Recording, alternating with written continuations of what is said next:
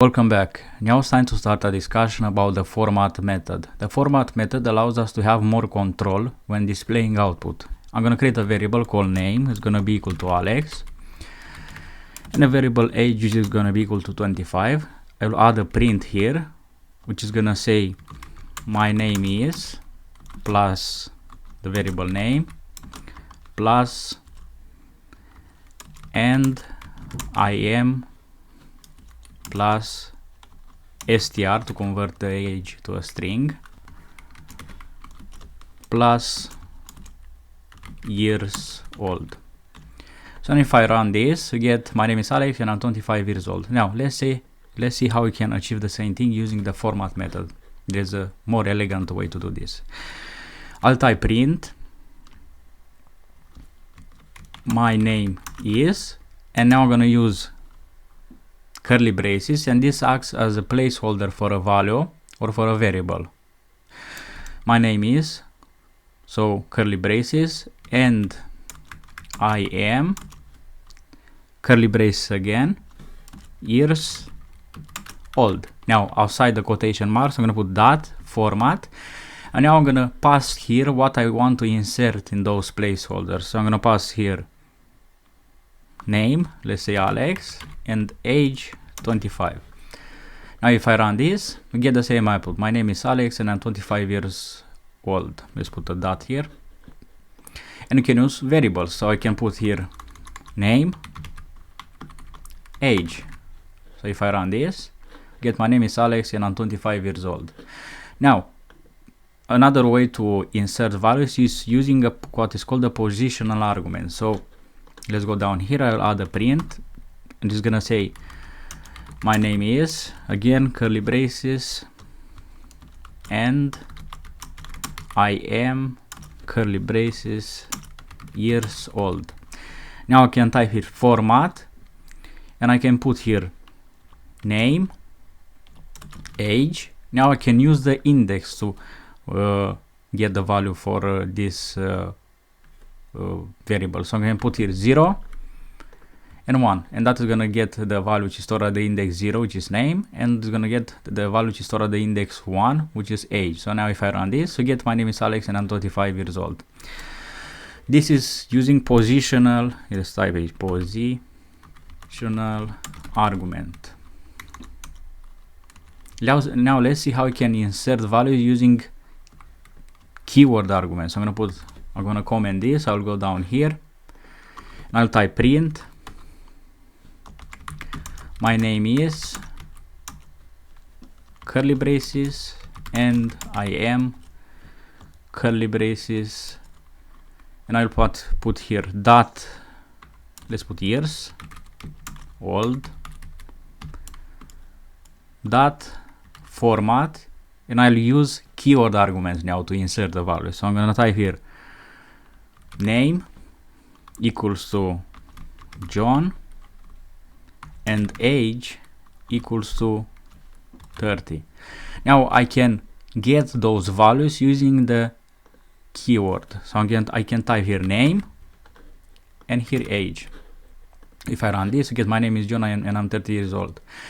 And I can also get the age here first, and then I can get the name here. So now if I run this, we get my name is 30 and I'm John years old. So this is how we can do this, and you can also use this 2 times. So I can use the keyword argument to get the value here 2 times, to get the name 2 times. I get my name is John and I am John years old. So this is how you can use this. So let's comment this. Now let's see how you can use the format method to display this in a more elegant way. So I'm gonna create a variable here text, which is gonna be equal to my name is, curly braces, and I am, curly braces, years old.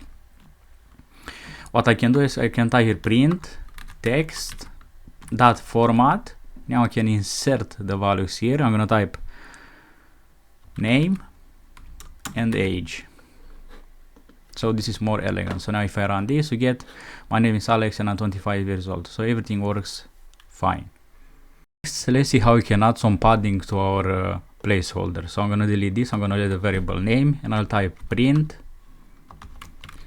hello, my name is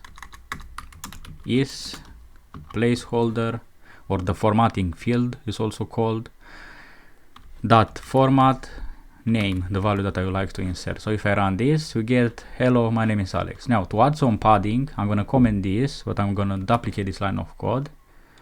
I'm gonna comment it, and now if I go at the end of the value Alex, I can go to the cursor to the left, so there are no spaces there. But if I add spaces, so if I put here, and to add space we put a colon inside the placeholder, inside the formatting field, and the number of spaces that we want to have, let's say 10 spaces. So now if I run this, have my name is Alex, and now if I go with the cursor here, I can go to the right 10 spaces. To make it more clear, let's put here nice to meet you. If I run this, now as you can see that you have 10 spaces and you have nice to meet you. Now let's comment this, but let's duplicate it first. So let's comment it, duplicate it. Now let's see how we can add our space to the left, or how we can add our value to the left or to the right or to the center of the padding. So to do that, I'm gonna put here first the left aligned. So if I put that, I'm gonna run this code, get hello, my name is Alex, and this is left aligned now. Let's press Control D, let's align it to the right. To align it to the right, you put this. So if I run this, have now it's aligned to the right. Let's add another print. Now if you want to center your value, you need to use the caret. So I'm gonna put here, let's run this, and now as you can see we have left aligned, right aligned, and to the center. One question that may arise is, what if I want to pass a positional argument or a keyword argument to our format field? To do that, we go before the colon and we put our positional argument or our keyword argument. So that is gonna work. So this is how we do that. Next, let's see how we can format a number. So I'll delete this code. I'll create a variable called number, and it's gonna be equal to pi. Then I'll add a print which is gonna say the number pi is. Let's say that I want to display only the first 2 digits of this decimal number. To do that, I'm gonna type here curly braces. I'm gonna put colon dot to f. F stands for floating point. Now I'm gonna go here, I'll type format number. So now if I run this, we only have 3.14, so the first 2 digits. Now let me show you how you can add. Let's change this number to 1000. Let's show you how you can add a comma to this to the 1000 place. So I'm gonna type here print. I'm gonna say the number is curly braces colon and a comma. I'm gonna put dot format number.